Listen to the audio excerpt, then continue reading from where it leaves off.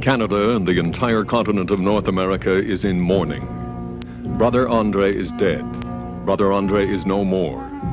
During the night of January the 5th, 1937, at precisely 12:50 a.m., the man who for 40 years was an unknown porter at Notre Dame College before becoming internationally venerated as the miracle worker of Montreal, rendered his soul to God at the age of 91 in the L'Espérance Sisters Hospital in Saint-Laurent.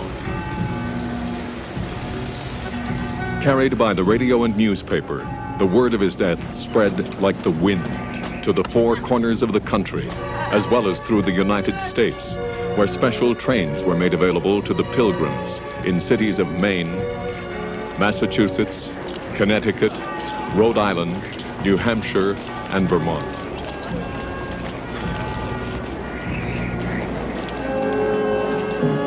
The multitude of faithful who wished to see the remains of this sainted man before his internment far exceeded anything ever seen before, to the point where posterity will recall the apotheosis of this man's appeal as legendary. There were over 1 million people.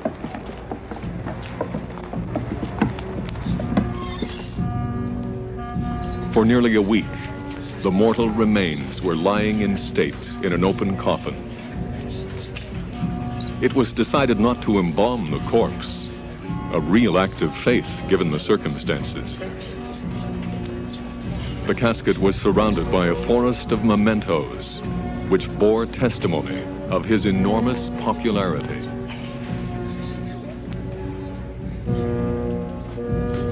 For 6 days and 6 nights, the faithful filed by the modest wooden casket at a rate of 100 people a minute. By special permission, the blind were allowed to pause momentarily next to the body and touch the forehead of the deceased.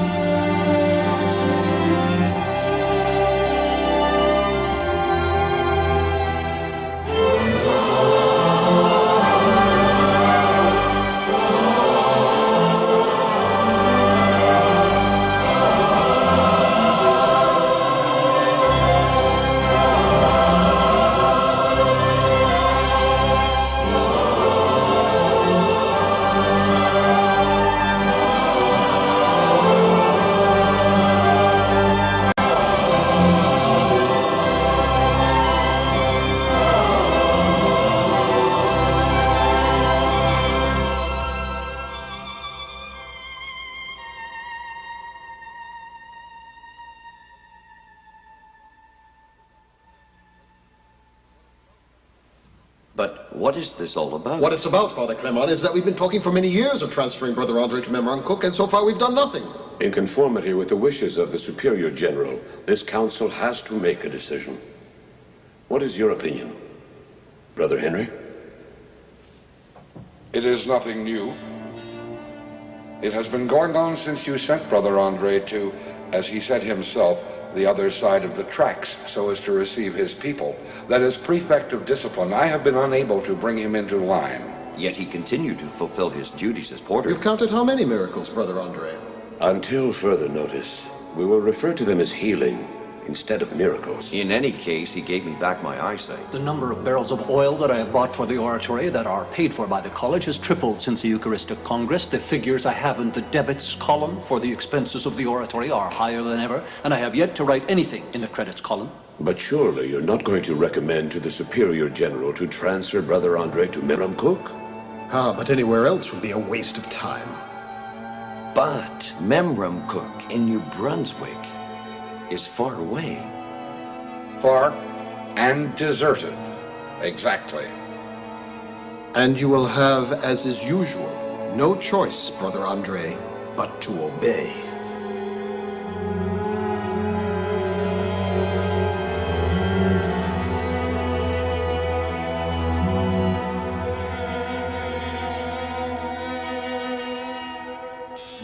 11th station. Jesus is nailed to the cross.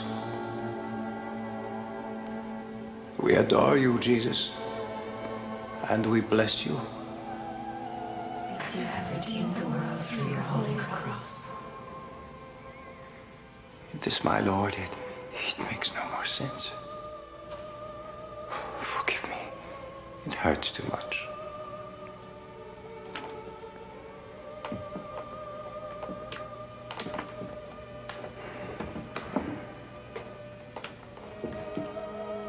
The man who's hammering and hammering doesn't even hear you. As if he were hammering nails into a board. It makes you want to grab him by the shoulders. What are you doing? Do you realize? This is Jesus Christ, the Son of God, who did so much good with these hands, like nobody did before, or will again. Those two thieves, those with each crack of the hammer, they cried, "Not you, no, not you." I pray you, Lord, teach us how to bear it in silence.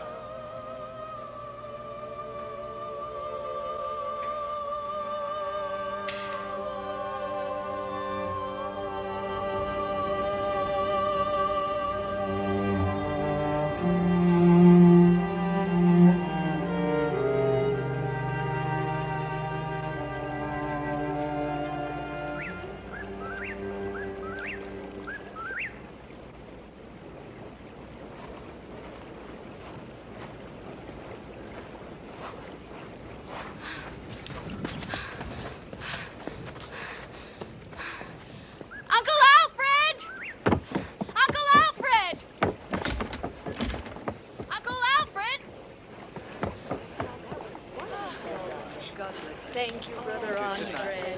Oh, isn't he wonderful? Beautiful. Oh.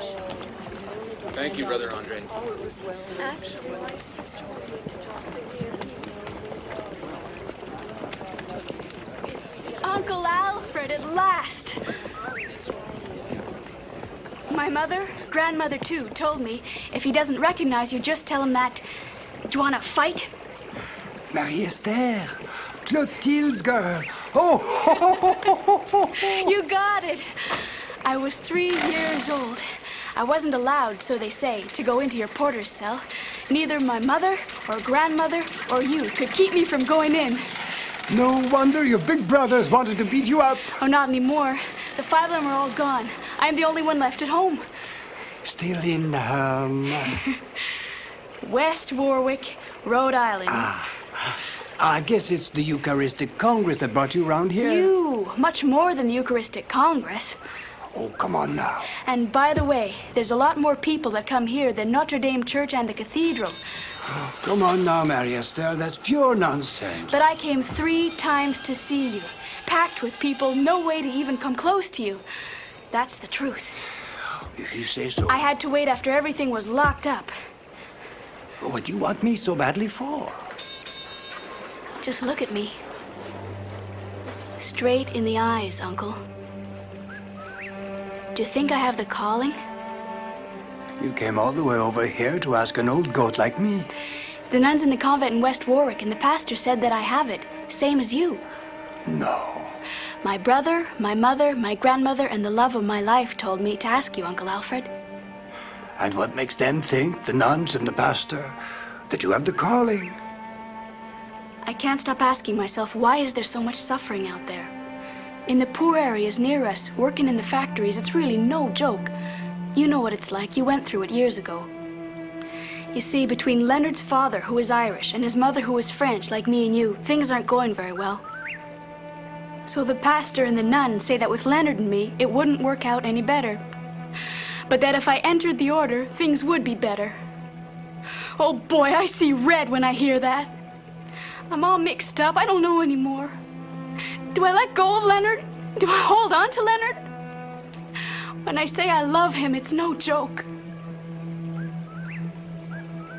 But you just have to follow your heart if you love him that much. Little runts like you don't make very good nuns anyway. Oh, with you, it's so simple, just so simple. Oh, no. Oh, you don't know. You just don't know. All the worries that I had. Oh, there. Boy, and Leonard will be so happy. It's even better. Excuse me. You're leaving? I gotta go already. I got things to do. Oh, I know it's real late, and you had a heavy day on your shoulder, and that you're gonna have an even worse one tomorrow. The fathers down at the college told me to leave whenever you would say so. What fathers? But if you only knew all the messages that the whole family, especially Grandma Leocadie, you know. If you only knew all the things Grandma wants to know about you. That's good. That's good. You're gonna come back down? Should I wait? Yeah.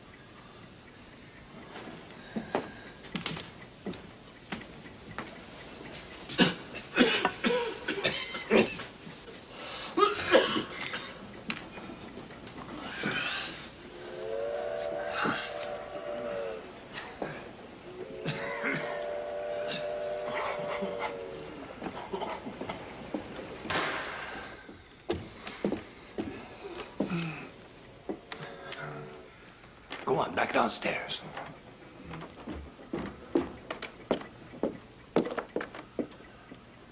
Lift him up very gently.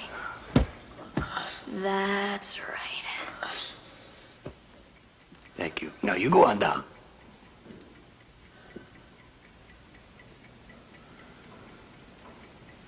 This isn't where you live, is it? Go on, go on. Where do you sleep then, in here? Hard-headed Bessette. Go on, get downstairs. And the nuns, when they clean up here, does the good Lord strike them down? No? Well, me neither. Aw, come on. You got no business here. Grandma Leocadie sure was right when she said you weren't a reasonable man. Well, she sure was right. Now go on.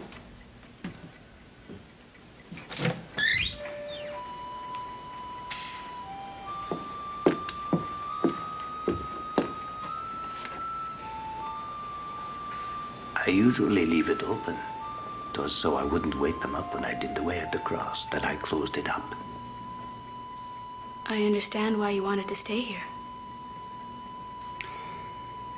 You know, the pastor and the nuns in West Warwick, they've got good reason to believe that you should enter the order. You didn't change your mind there. No. Come on.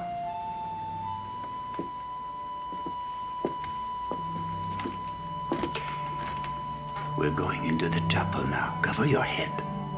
No. There's nobody here but you and me, right? And him. He can't possibly be upset with me only for that, not him.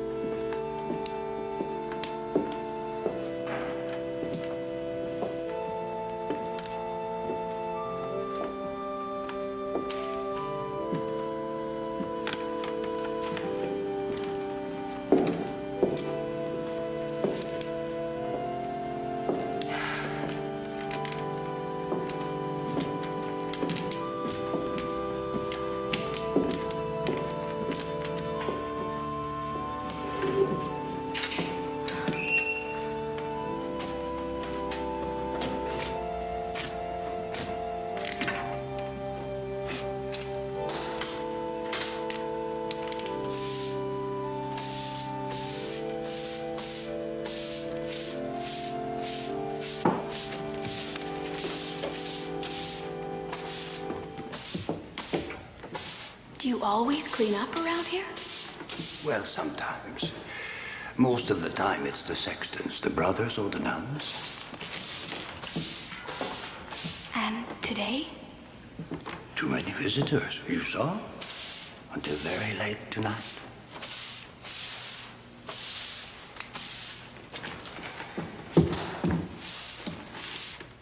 You mad at me? No.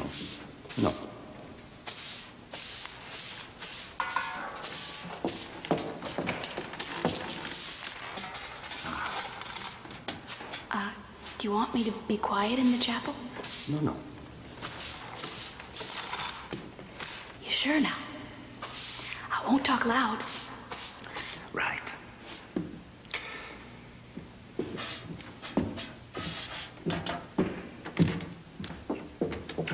Do you think that Grandma Leocadie, because of her age, could be getting a little dotty? Leocadie. It'd be surprising. Is it true you always thought she was a grump? A bit. And she said that when your parents died, that it was her, Leocadie, who had taken care of you. Well, a little. And that it was her, by sending you to see Father Provençal, who started that whole thing about your calling, right? Is she right, eh?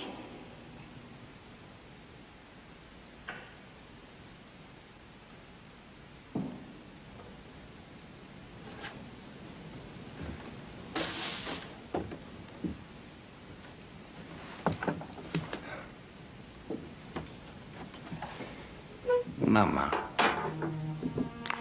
No, she wasn't a grump at all. Had a great devotion for Saint Joseph. The most forgotten of the Holy Family, she'd say. A carpenter, just like your father. One night in Saint Césaire Church. At that huge church there? Yes. One evening after the month of Mary, instead of leaving,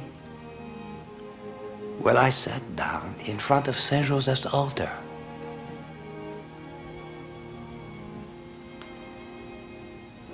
You stayed sitting there for a long time? 45 minutes, an hour? 2 hours? Was he answering you, Saint Joseph?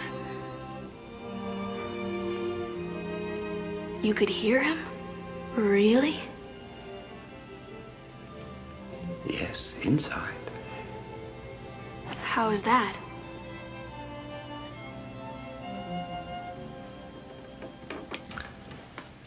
Your Leonard. Don't you hear him all day long inside of you? Doesn't he hear you all day long inside of him? You were really that much in love with him? Yes, with him. Jesus, Mary, and all the others. And then what?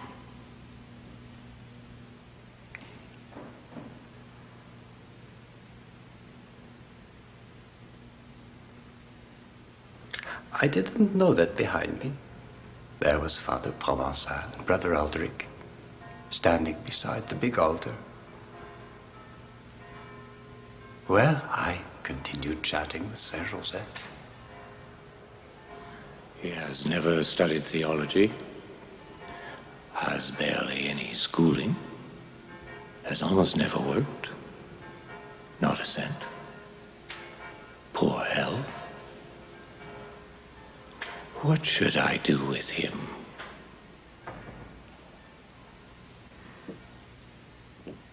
Uncle Alfred? Uncle Alfred? And? Well, Father Provençal didn't wait another minute. He grabbed me by the scruff of the neck and he put me down here at old Notre Dame College, down here on Côte de Neige. You were known in the world as Alfred Bessette. You will be known henceforth in the Congregation of Holy Cross by the name Brother André. In honor of? Well, Father André Provençal.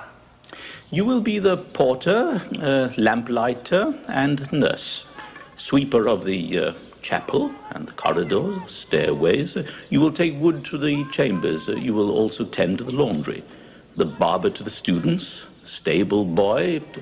You will repair the cassocks of the fathers and the brothers. You will make the woolen cords which they use for the waist belts. Yes.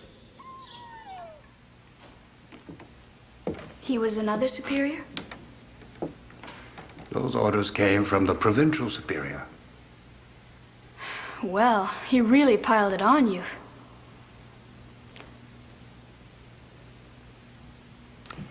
As long as they let me stay here. You cannot take the temporary vows. Because of the state of your health, we do believe that you will never be admitted into the order. What did he mean by that? Maybe they wouldn't keep me. My health was not all that good. Will you stop dipping dry bread into skim milk? You can't make me believe it's your stomach that doesn't want you to. Down some good cabbage soup from Brother Ignatius' garden. Won't you please try even one spoonful? This wouldn't be penitence or high virtue, would it? Why won't you sneak some while no one's around? If only you'd take your meals in the refectory with the other brothers and fathers. And why would you want to eat alone? A porter? Well, I didn't really belong with the others. Somebody had to answer the door.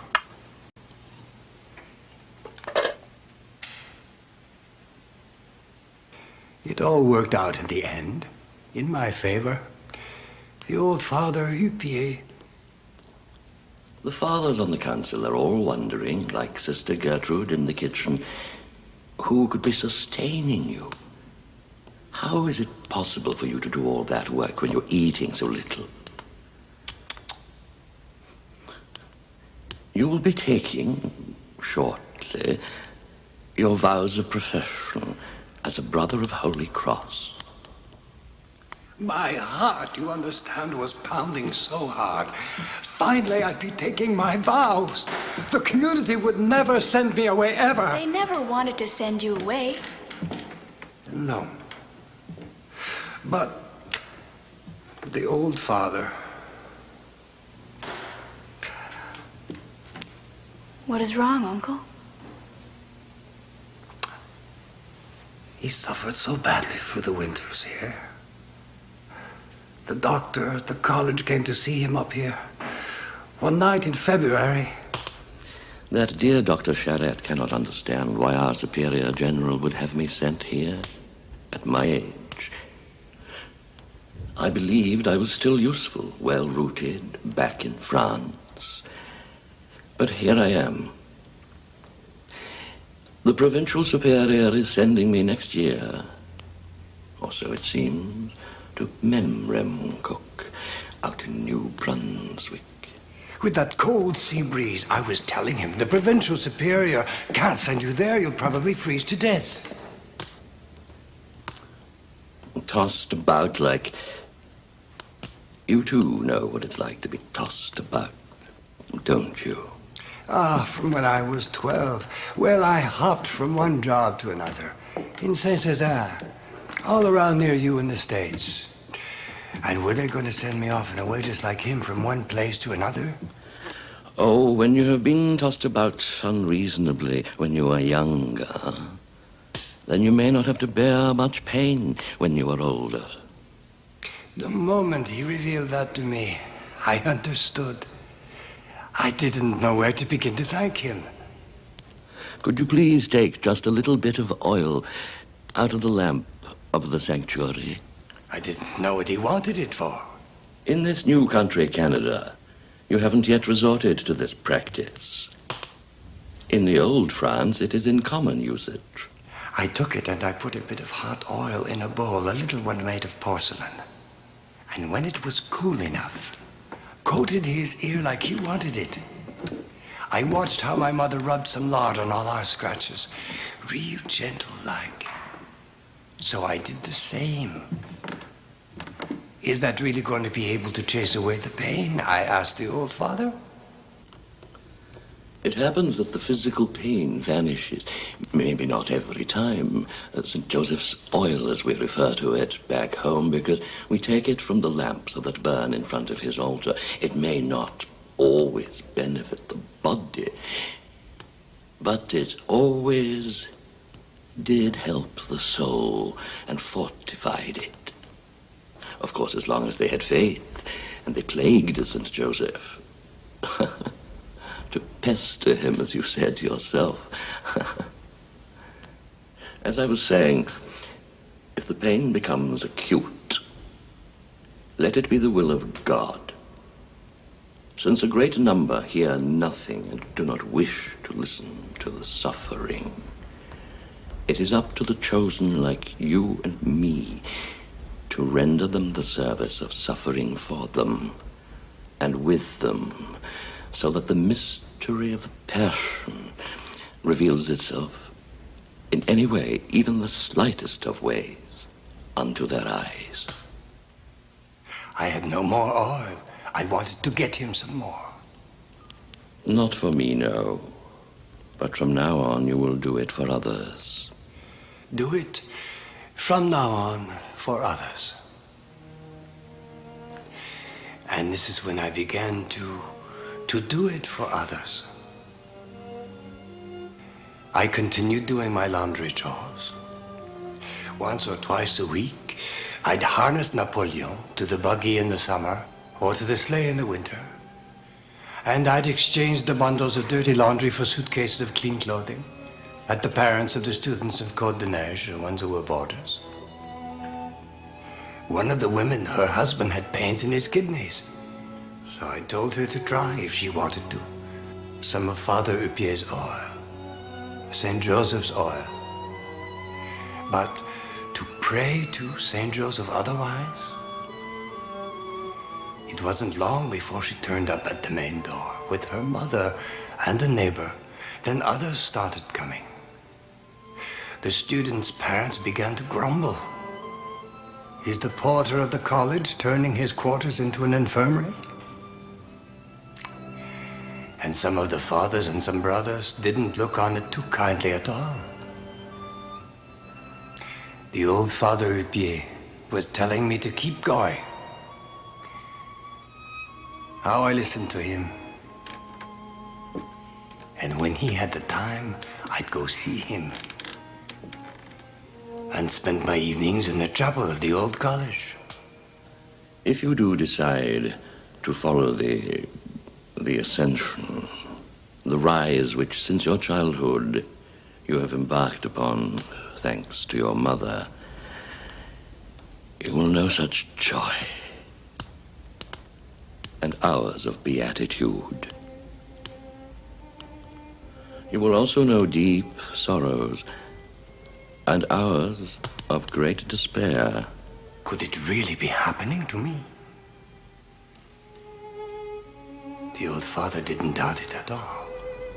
In our ascent towards the one that we call God, St. John of the Cross saw it in 3 steps, each one being like one night. The first one, as it is written, is a long night of purification, just as we burn metal to remove the scaling. You may also find yourself having to endure a second step, a terrible night of blackness, arid, night so black, filled with dread, with the weight of the cross that is crushing you.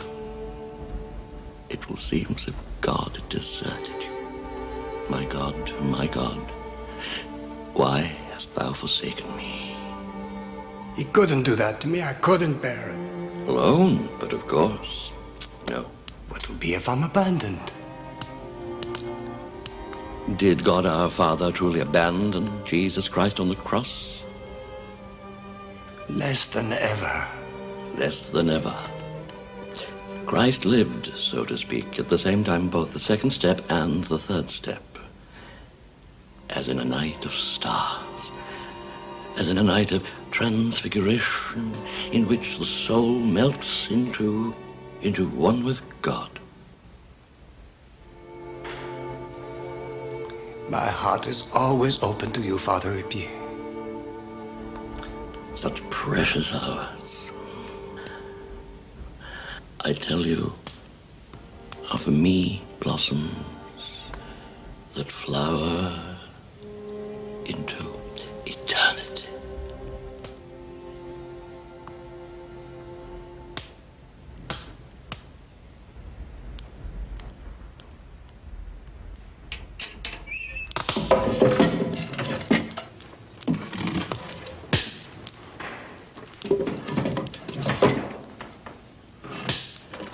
He spoke to me, all cuddled up in front of the wood furnace like this one, in the middle of the chapel of the old college. Dear old father, That old St. Joseph's oil, did it work?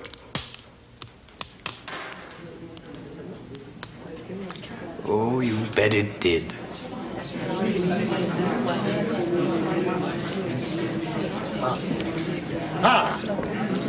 Will you tell me what is going on, Father Gastineau? If your porter is unable to do his work, if he can't go and fetch the students in the college, who will do it? I'll see to it, Mr. Couture. I'll see to it. Do not worry. And what are these stories about bronchitis, chicken pox, hives, and measles, and all those crowds of cackling women? They waltz around like they're in a barnyard. Well, Father Gastineau wasn't amused at all. Brother André, you will tell all these women that as porter, your post doesn't allow you to take care of every disease and infirmity in Cotoneige. You do understand me, don't you? And I kept telling all those women. And they kept on coming? And it rumbled and grumbled. But not just for that. Who here decides if a child with a contagious disease and a fever of 103 degrees can leave the infirmary and is well enough to play in the yard? The college doctor, or is it Brother Porter? You know who we're talking about, Brother André. The young cardinal boy. How long did you have to rub that one down for? While invoking who and reciting what? Nothing like that, I told him. I just walked by him. He seemed to be all right. He was boiling. 102 3/5. Verified. Not 2 hours ago. But he hadn't any more fever. The doctor made a mistake? Oh, no. From now on, you keep your nose in your own business, understand? Did you speak to the child? Me? All I said was go out and play. By whose authority, I pray you? If ever in the future you witness a similar phenomenon, you will advise Dr. Charette. Ah, but more than that. He will be forbidden access to the infirmary. Did you go there often? Every day. I never want to see him here. Understood, understood. And this rubbing of St. Joseph's oil on the whole of Côte-de-Neige will have to stop as of today. We will see to it, Doctor. We will see to it.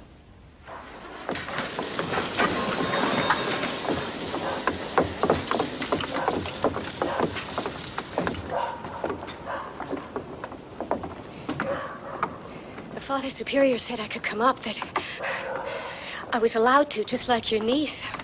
You saw the Superior? I had no choice. Well, me neither. The two young policemen didn't want to open the gate. They sent me off to ask permission to Father Superior, who was walking along with Father Clement in front of the college. It's still all lit up at this hour. All right, anyway. It's about my William. He's put his left shoulder out almost a week ago. I had it put back in, but I don't know if they did something wrong or not. Are you able to move your shoulder at all? Actually, no. I wanted to come and see you, but with the Eucharistic Congress, it's just been alive with people. You just get crushed in the crowd. It's supposed to be even worse tomorrow. Brother André is going to be real gentle, don't worry. It doesn't hurt on both sides, eh? The right one's okay. Don't move. That's right, William. You just do what Brother André tells you to. I'm so happy that we finally managed to see you. You don't know how much this means to us. That's right, William. Feel any better? Give him time. Have confidence in Brother André and in St. Joseph as Look, well. your mother's going to take it home. She'll rub the oil the same way. And she's going to keep pestering Saint Joseph. You do the same, Then she'll take you to see the doctor. Okay? If you could only sleep through the night and let us get some rest. Your father works hard, and I'm doing the best I can. A big boy like you doesn't bawl, eh? That's my boy.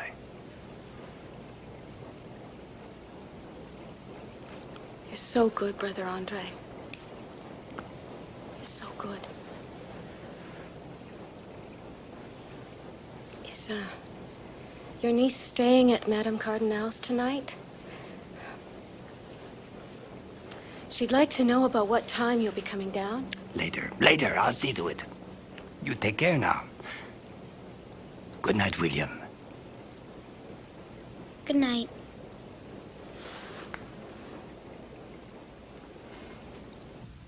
His oil of Saint Joseph, for me, no thanks. I won't pamper myself. Well. And when a Breton like him says no, it's no. But one afternoon in February, on the doorstep of the college. Ah!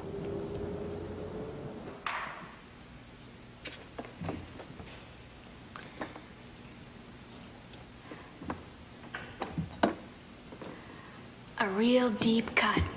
Down to the bone. Ooh. Then gangrene starts setting in.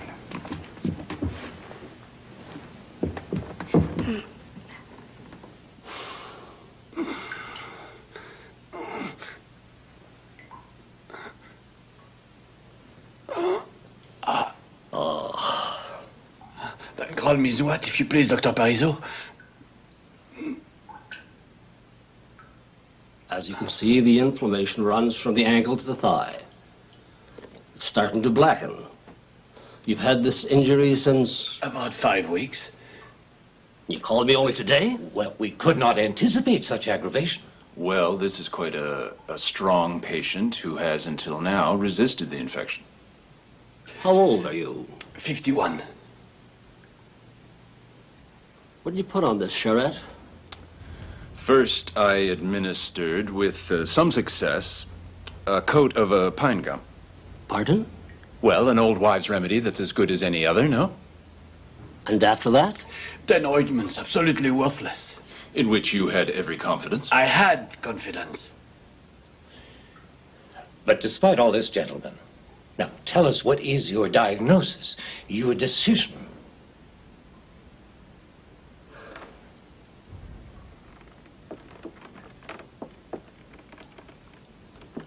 For now, he will have to stay off that leg, yes? Mm-hmm. And if the swelling doesn't start going down, if it keeps on spreading... No other choice than amputation. Mm-hmm.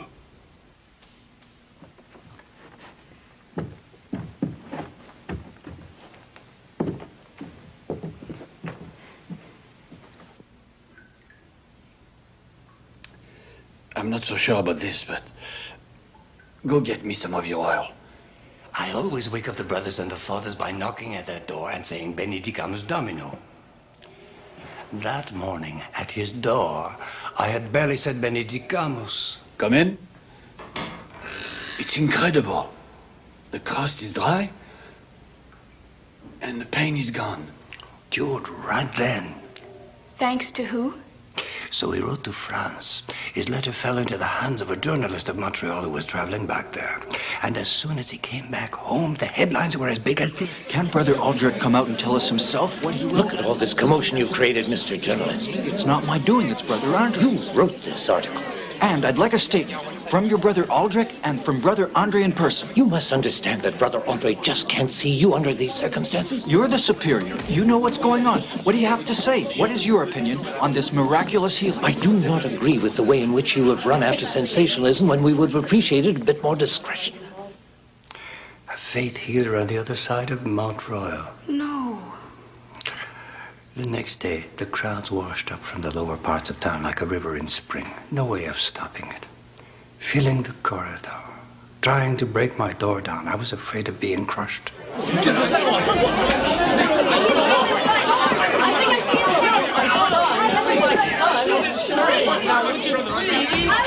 No oil has ever cured anyone from blood poisoning. You examined me, doctor, the night before I was here. You were walking. Not without my crutches. You were eating. No! You were drinking concoction. I spit out half of it. You swallowed the rest. You were fighting against the illness. That isn't what cured me. Ah, you're a doctor. You had it verified clinically. But it was so swollen that it was oozing right through the bandages. You were all ready to amputate. Oh, amputate. Now, really? Well, I was suffering like a bear caught in a trap. I couldn't sleep. I was fading away to nothing. So I used some of Saint Joseph oil. Aren't there enough charlatans, faith healers, or witch doctors throughout the province that we need one here in Montreal? Show me another one like him. You'll never get me to believe in his greasing. But you can't stop me from believing it.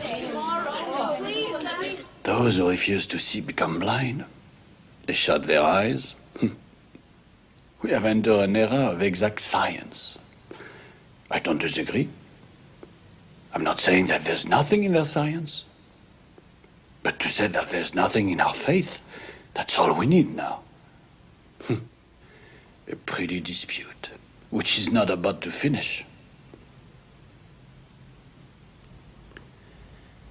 And you are right in the middle of it. In between. How's that make you feel? Not very big at all, I would say. I'm afraid that you will never again have peace.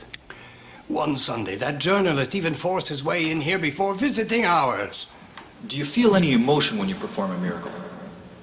It wasn't up to me or him to say I had performed miracles. Then who? Oh, the bishop, or I don't know. Do you consider yourself a healer or a miracle worker? Listen once and for all. Saint Joseph is using me to heal the bodies or the souls of people. Call it whatever you want. But what do you feel inside when you heal someone? Nothing. For real now? Sometimes, like a force coming from my fingers. Did you not heal Martin Hannon? It wasn't me. Saint Joseph, if you insist. And against all the laws of nature, as it seems. But Martin Hannon first appealed to Saint Anne in Beaupré, who sent him back on his crutches. He comes here, and he leaves walking on his own 2 feet. How do you explain that? Saint Anne would be losing some, Saint Joseph gaining some? I don't know all their secrets up there. Could be that Saint Anne was snowed under, and Saint Joseph needed more work. Is it true that since birth, your stomach cannot digest properly? Sometimes I can keep a meal down, other times I just can't. Is it true that you go through periods when you eat or digest practically nothing? At times. Long periods? Aren't you finished? What about these days? Nothing stays down. It burns? Yeah. There's a doctor who can't understand how you're able to survive under conditions like these. So what? So what? Dr. Lamy. While your fame is spreading throughout Canada and the United States... Will you stop it now? The order keeps you on the lowest of echelons, and still you are washing floors. And they're right. Now that's enough. Will you leave me in peace?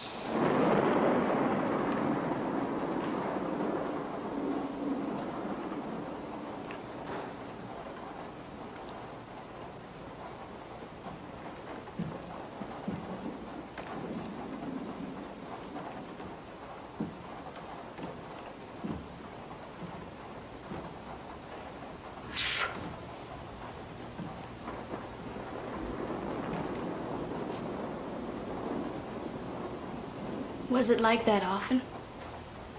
No way to escape it? I used to say, couldn't you please, my lord, continue wanting me forgotten in my corner of the porter's hall? In a sense, for you, it's too bad that you can't be left in peace. I'm not the only one who thought that way. Brother André, within the walls of this brand new college, I wish to see a new spirit prevail. In collusion with the sacristan brother, you have squeezed out of a certain lamp in this sanctuary enough oil to grease down the walls and the floors of the old college. It's no longer a matter of question. From now on, this college will breathe order and tidiness. Your porter cell will not serve as an infirmary anymore. Put a sign on your door. Ite ad Joseph. Go and see Joseph and leave me alone.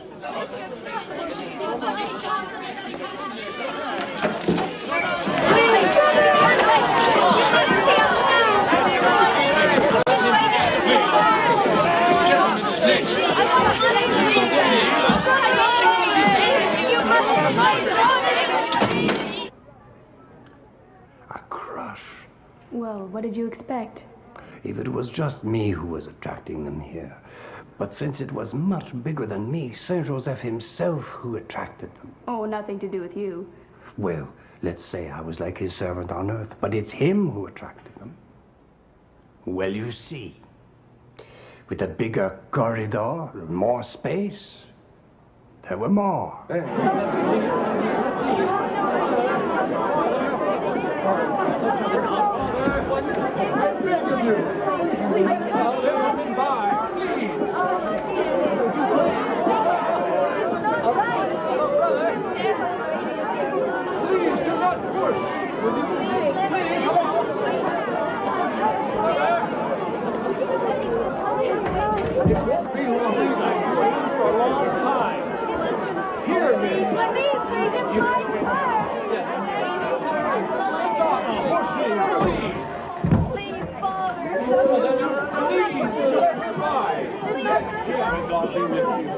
This way.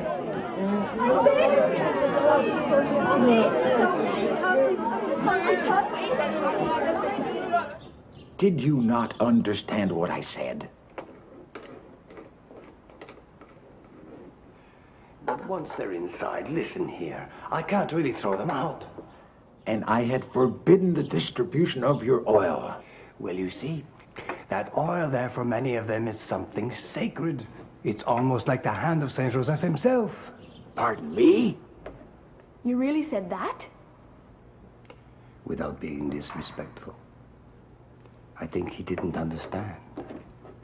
Besides, after that he just disappeared somewhere. Oh, yeah? He was the last French father to be superior of the college. It was Father Dion who took his place. The great big giant that I saw down there? Yeah. With all of these epidemics running around, I don't like to see your scrofulous ones piling up inside the college. I didn't like that either. Watching them coughing to death in the corridor among the students. The nights I spent in front of Saint Joseph. The nights? The nights. To keep an epidemic from breaking out in the college. It isn't 50 boarders anymore that you have, Father Dion, as in the old building, but 300 adolescents. Can't you see the devastation that could be caused by an epidemic? Have you recently ventured into the city of Montreal, Father Dion? As the port is spreading out, the city grows and grows. Apart from a few areas, the whole of the city is a pile of old housing, unhealthy and infected. Where one epidemic follows another. But can you see the danger, Father Dion? I am aware of the danger. But the more I forbid them to come and see Brother André, the more they come. And with the tramways they've installed, all the suburbs will be rushing up here. Our children, Father Dion, our children. You will receive from now on your people, Brother André, in the tramway station. In the tramway station, Father Dion? There is no other solution.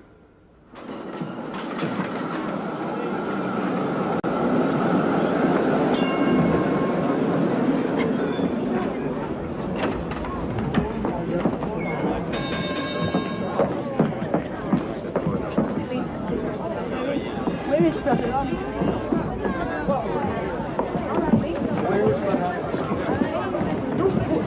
Oh my God, Brother André is here.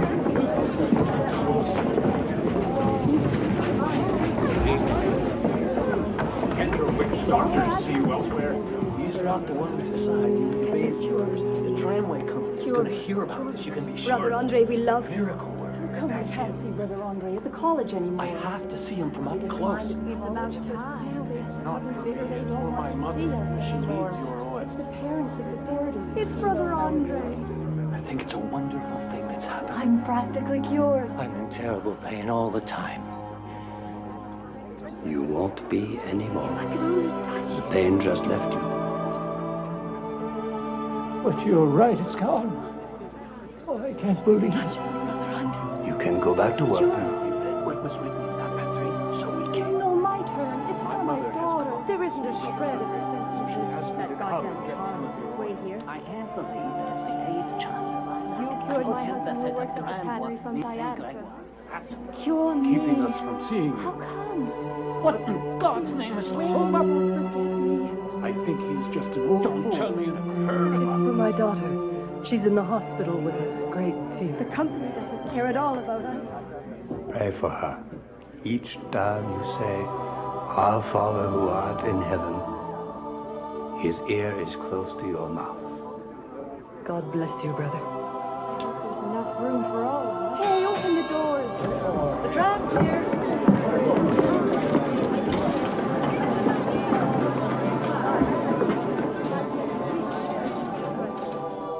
When the last tram had gone away, I looked at the mountain.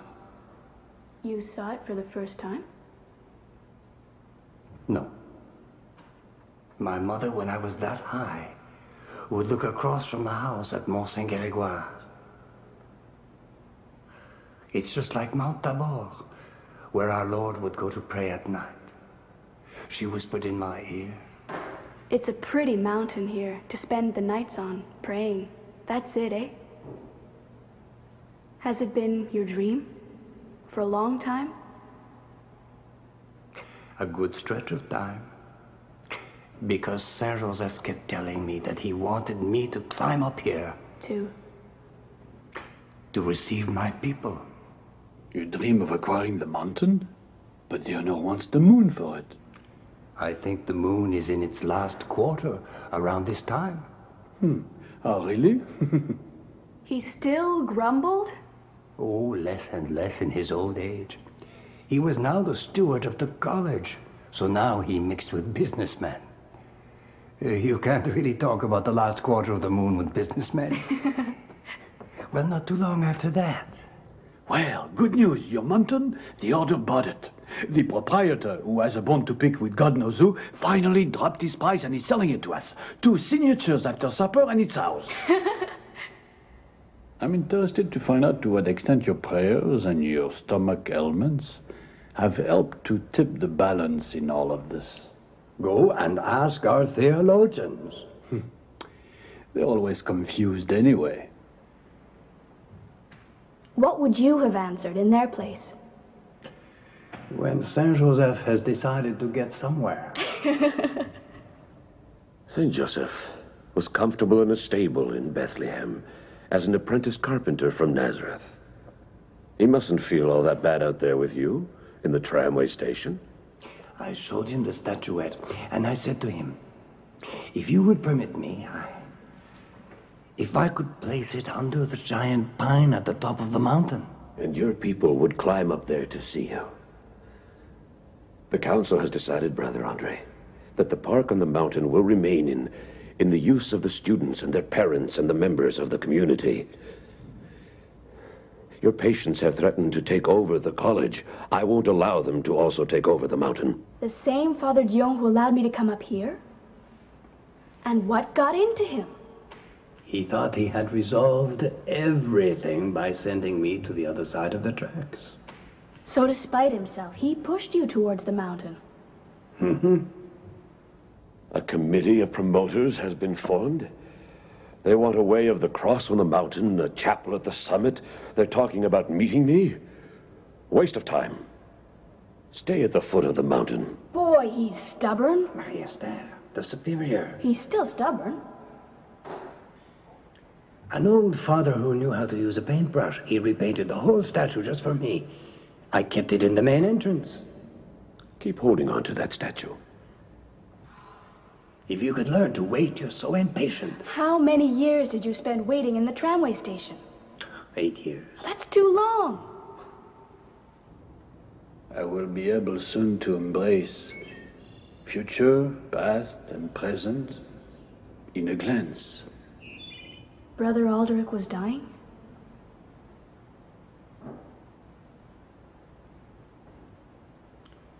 And how it cost me. The pretty mountain, eh? All wooded. How can you even think of cutting down such beautiful trees?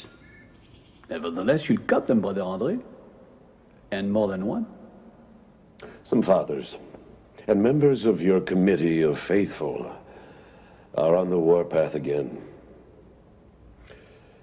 If you only had money, Brother André, I repeat, if you only had money, Brother Abondius then could build you a little chapel, a repository altar, at the top of the mountain. You'll be able to receive your people, but nowhere other than there, and we don't want to have them everywhere. And I don't want to hear any more about it. See the entrance? That was the chapel. That's all.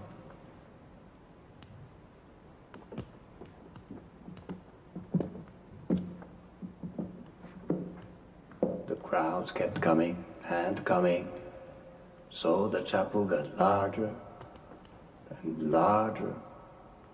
And it won't stop there. I guess it won't. Why are there 7 lamps?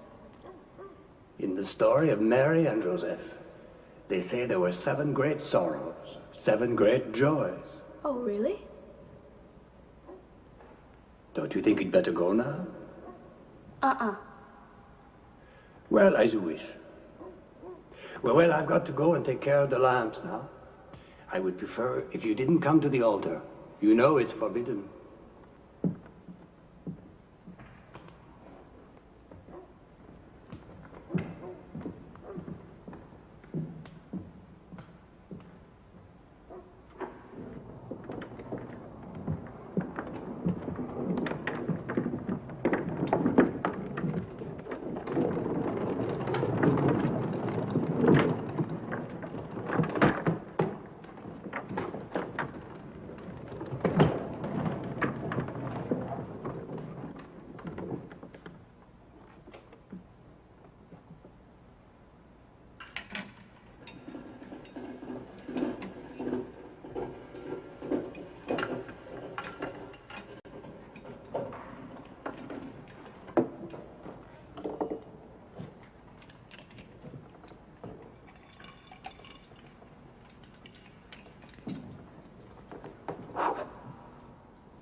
I told you not to come in here. You know that it's forbidden. You got away with too much already. You're gonna burn yourself. Be careful. I never burned myself. Go on and sit down there. Pass me the mittens. No. Okay. I'll fill up the lamps with the new oil then. The good Lord doesn't like to see one here. I'm warning you. You'll never make me believe that. Regulations, Marius, there are regulations. Yes, but this night's different from the others. If Father Dion arrives and finds you here... After what you've told me, I got a few things to say to him. He's redeemed himself since then, Marius, there. That's enough. Go and sit there.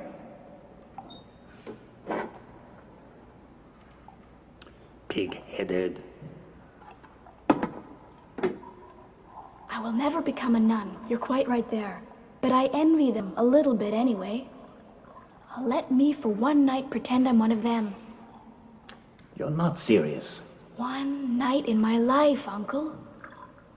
Aw, come on.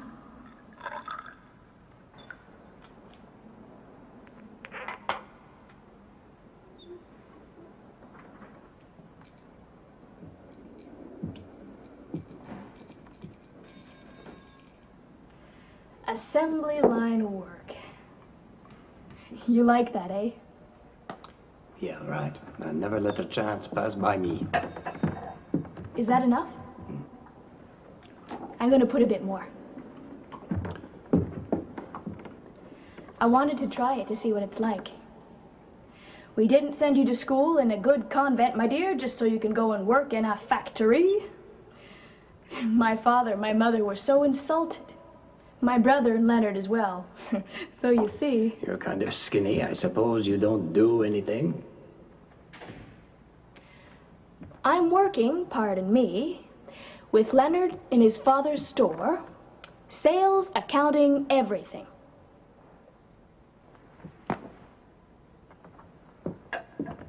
Well, thank the good Lord. I'm quite a bit luckier than you, eh? Bit more, yep. I guess we can say that your assembly line work started again, eh? Seeing over 40 people an hour. You're lucky there's never too many cackling women. Well, insolence like yours isn't much better.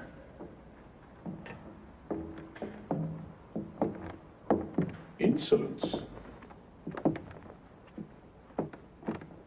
Good Lord, is this possible? To what do I owe this honor, pray tell? Not much, I guess. I should never have permitted her to come up here. I wouldn't say that. In fact, she's been a great help. Thank you kindly, miss. It's nothing, Father. But Mrs. Cardinal, the lady you're lodging with, is worried. She called. I'm going down now. Right now. Besides, given the kind of day Brother André has had today. And the one that awaits him tomorrow. If you only knew the number of calls we've received, the torches are starting to light up again everywhere, all over the city. As if they wanted the Eucharistic Congress to continue. But this is where they'll finish up tomorrow.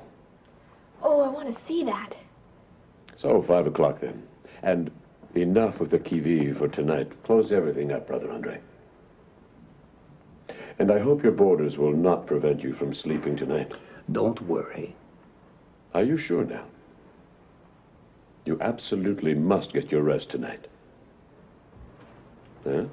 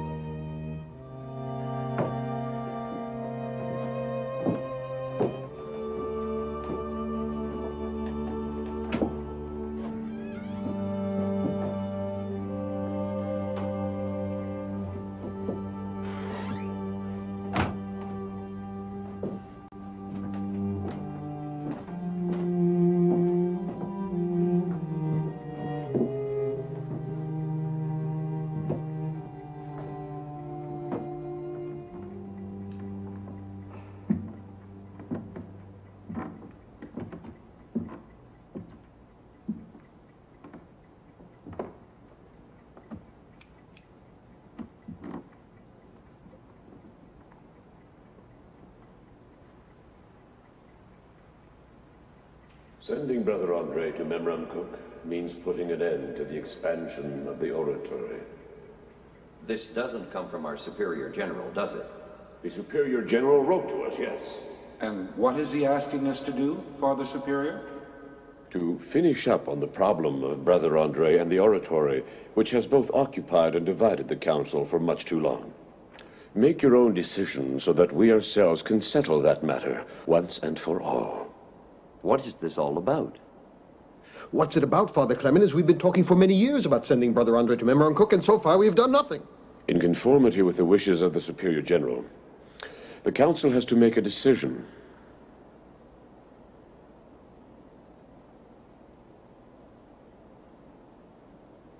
Brother Henry? It isn't something new. It has been going on since you sent Brother André to, as he said himself, the other side of the tracks for his people to see him, that I've been unable as discipline prefect to bring him into line. But he continues to fulfill his duties as porter. What are you reproaching him for? Ignoring the regulations. According to you. For doing whatever he wants. But I don't know anyone more submissive. Submissive. As though he was alone on the mountain. Without rules, without supervision. He obeys Father Superior. It is Father Superior who is bending to the wishes of Brother André. If you please. I will not hear of such things. He wanted a shelter, a waiting room, an office to receive his people. He got them. It was needed.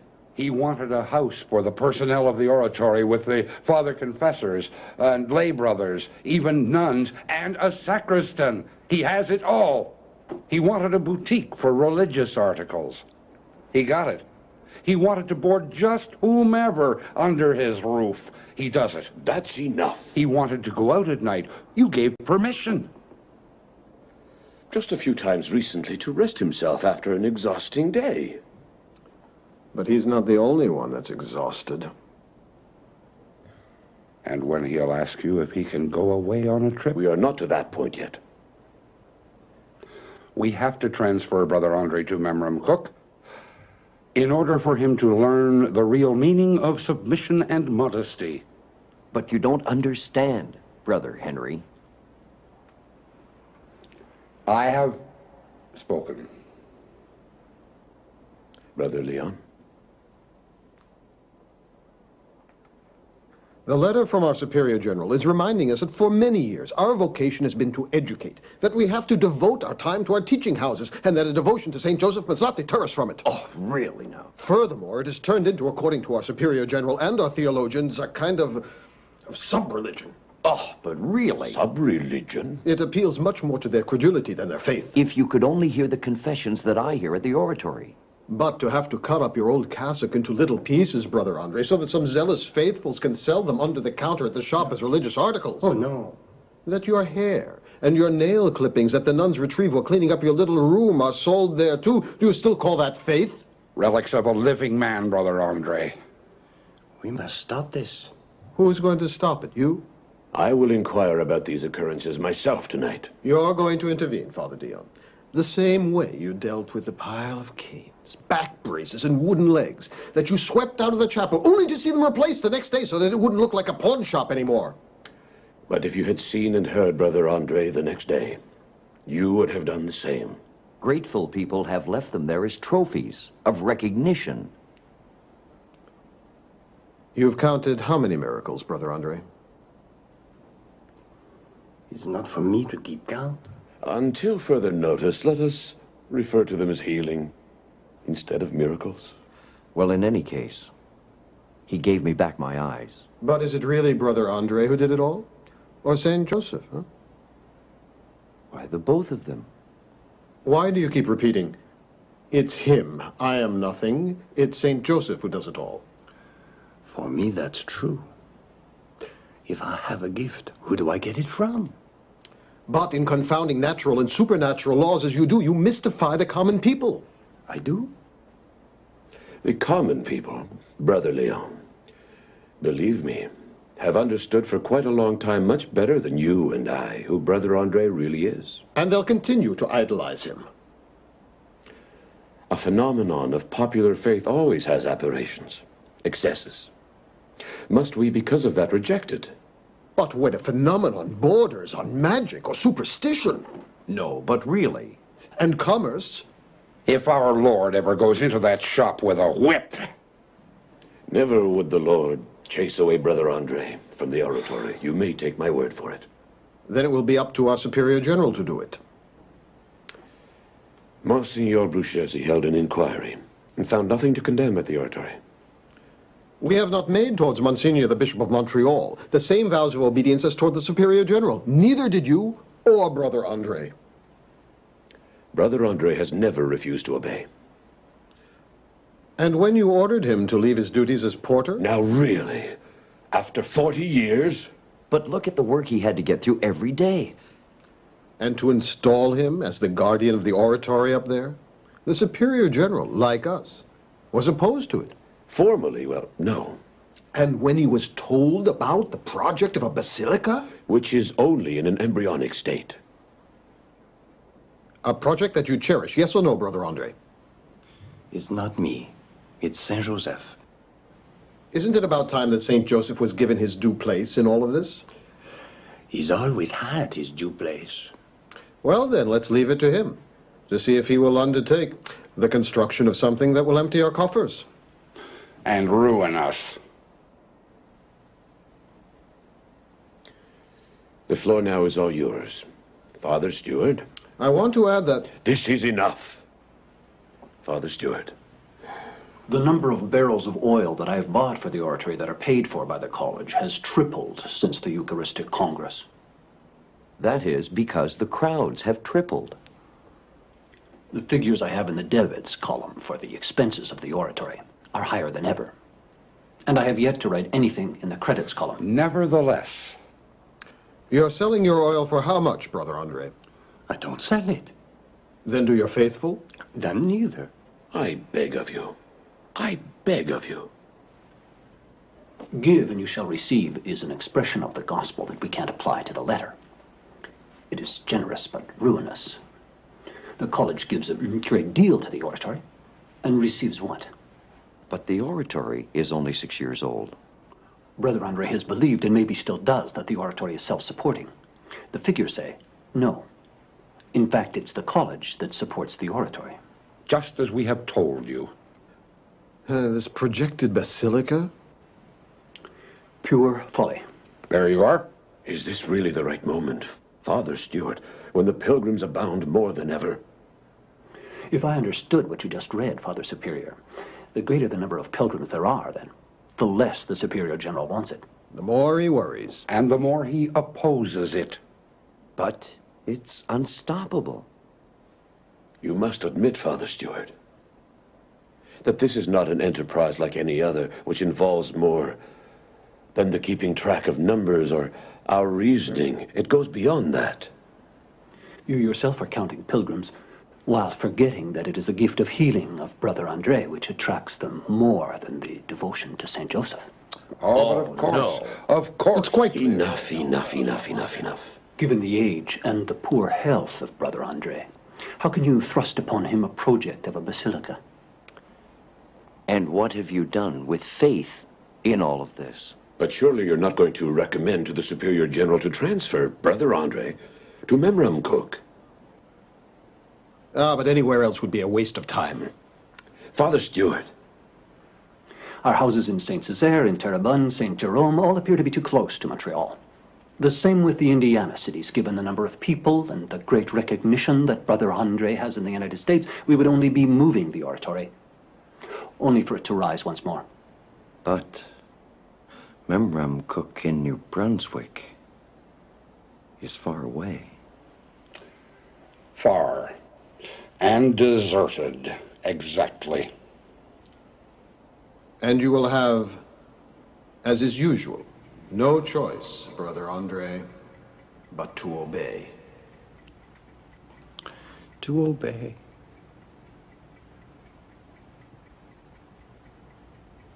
What the provincial superior will order. That's what you want?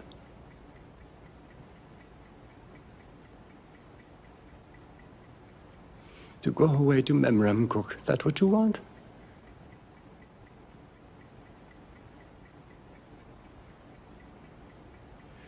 told Father Hupier he was able to bear it, not me.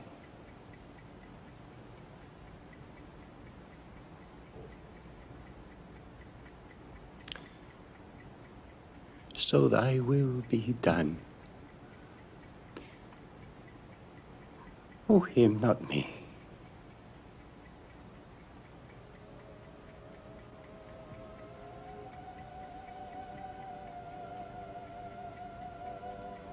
Answer me. I don't hear you anymore.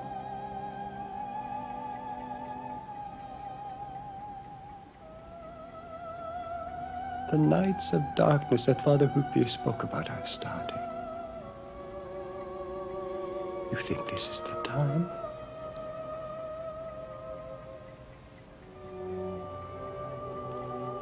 Please answer me, Lord.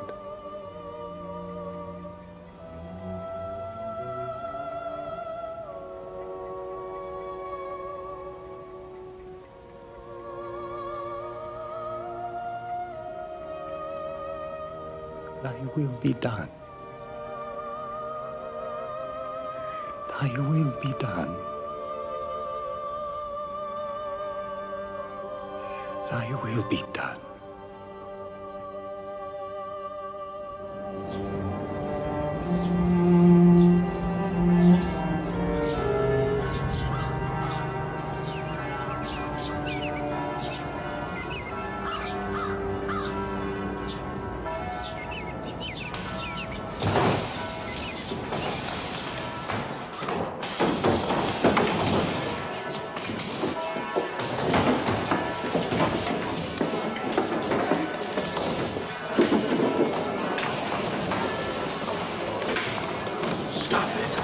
Stop that.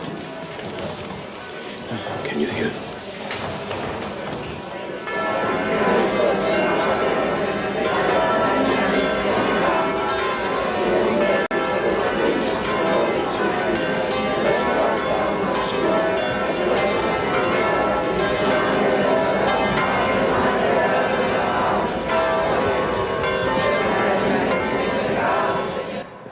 You have the keys to the front doors. Go and open them. Go on.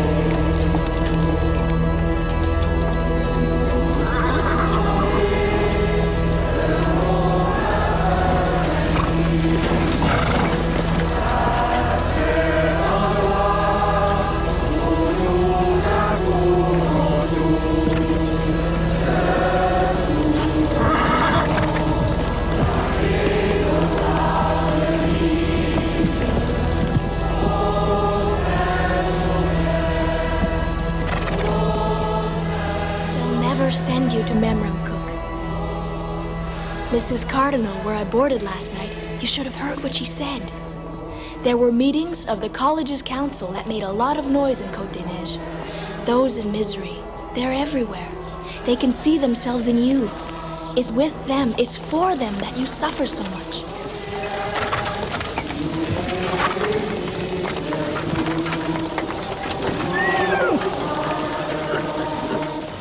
They will never let them send you away. Can you hear them?